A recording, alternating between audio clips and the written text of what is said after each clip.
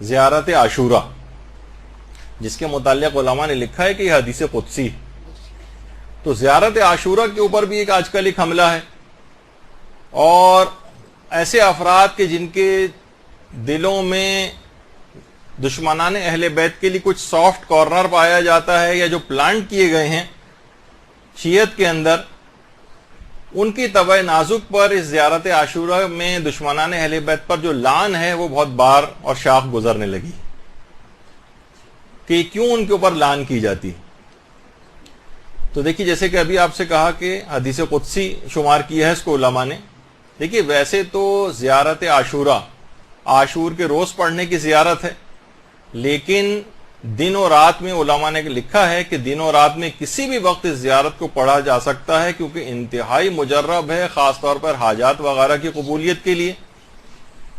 اور باقاعدہ آیت اللہ بہجت سے منسوب ایک ان کا ایک خواب ہے، جس کو باقاعدہ طور پر میں نے کسی کتاب وغیرہ کے اندر تو نہیں دیکھا ہے، لیکن ان سے ایک بہت شہرت دی جاتی ہے کہ انہوں نے اپنے استاد آیت اللہ علی آقا قاضی کو خواب میں دیکھا تھا.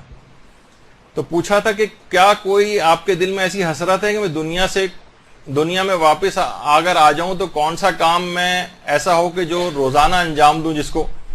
تو انہوں نے کہا ہاں، ایک حسرت ہے، کاش میں اس دنیا میں آ کر روزانہ زیارت عاشورہ پڑھا کرتا. ضرور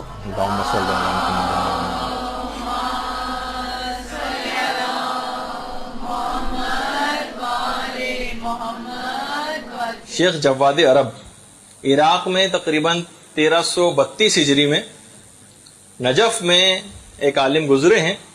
انہوں نے خواب میں حضرت اسرائیل کو دیکھا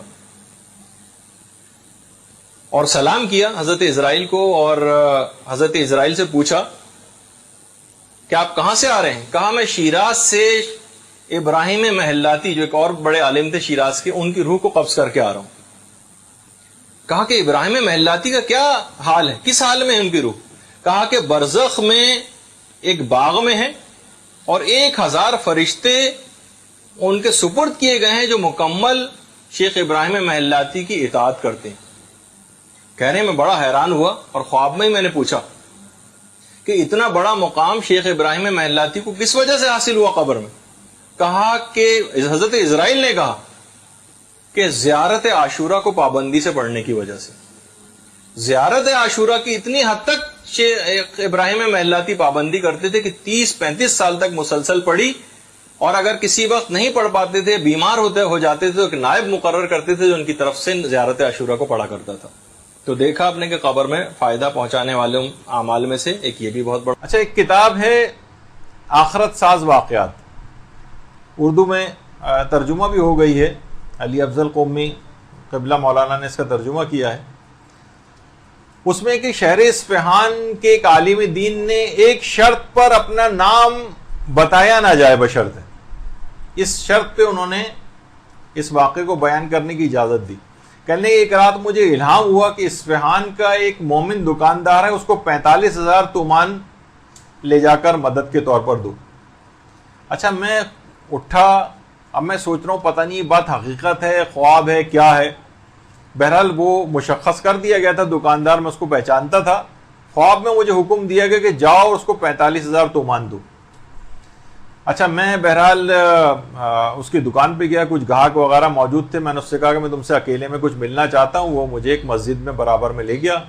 مسجد میں جب لے گیا تو میں نے کہا کہ تم کی کوئی پریشانی کا شکار ہو؟ اس نے کچھ بتانے پر تیار نہیں ہوا.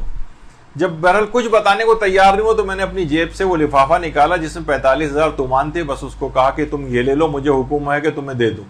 اس نے اسی وقت لفافہ کھولا، اور جب اس پیسوں کو گنا تو زاروں قطار رونے لگا، اور کہنے لگا کہ میں 45,000 تومان ہی کا مقروض تھا، اور میں نے نظر کی تھی کہ میں روزانہ نماز فجر کے بعد زیارت عاشورہ کا ایک عمل کروں گا، زیارت عاشورہ کا عمل. اور آج اس زیارت عاشورہ کے عمل کا 40واں روز ہے، اور 45. اچھا، وہ عالم کہتے ہیں کہ میں نے جب وہ خواب میں نے دیکھا تھا کہ اس کی جا کر مدد کرنی، بس پیسے کتنے، میں نے جا کر اپنے پیسوں کو ٹٹولا اور گنا تو دیکھا وہ 45,000 تومانی تھی. اور جب اس آدمی کو بھی 45,000 تومان، تو خود زیارت عاشورہ علی الخصوص علماء فرماتے ہیں خاص طور پر عام طور پر بھی دعاؤں کی قبولیت کے اعتبار سے بھی اور اس لحاظ سے بھی کہ اگر ہم شب قدر میں اس زیارت عاشورہ کو پڑھیں اپنے تمام مشکلات اور پریشانیوں کے حل کے لیے، تو وہ بھی بہت اہم ہے۔